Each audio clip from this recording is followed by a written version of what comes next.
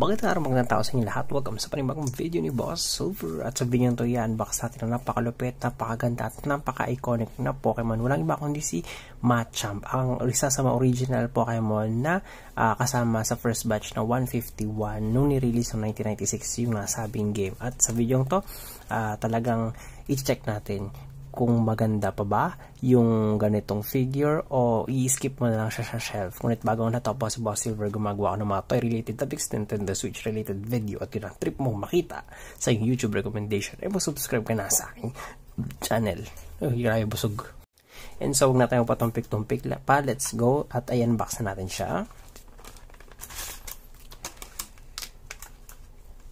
Bam! Boy! Tignan mo naman. Napakalupit, napakaganda. Ito isa to sa mga pinaka-masasabi kong pinaka perfect sculpt na nirelease ni Takara Tomy na Pokemon figure. Boy, tingnan mo naman itself, yung bunganga, kuhang-kuha sa anime, yung muscle itself, kuhang-kuha sa anime, kahit yung kanyang underpants na tawag, tsaka yung belt, kitang-kita, kuhang-kuha talaga dito sa anime. Ang pinaka-gusto ko ditong factor is yung kanyang iconic, syempre, na kanyang forearms, no?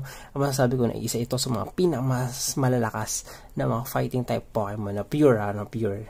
Iba na kasi, syempre, may iba, may mga ghost type na fighting, may mga grass fighting, may mga ganun. Pero ito kasi pure talaga siya na fighting type Pokemon. At masasabi ko dito, napakaganda ng kanyang likod at ng kanyang gilid at ang kanyang harap, no?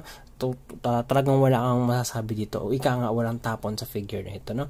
So yun lang masasabi ko na ano din naman siya tawag dito dahil isa siya sa mga iconic na 151 Pokemon is talagang napakaganda at ano mo rin siya worth at deserve mo naman siyang i-pick sa shelf once na makita mo siya. So yun lang, maraming salamat, thank you for watching.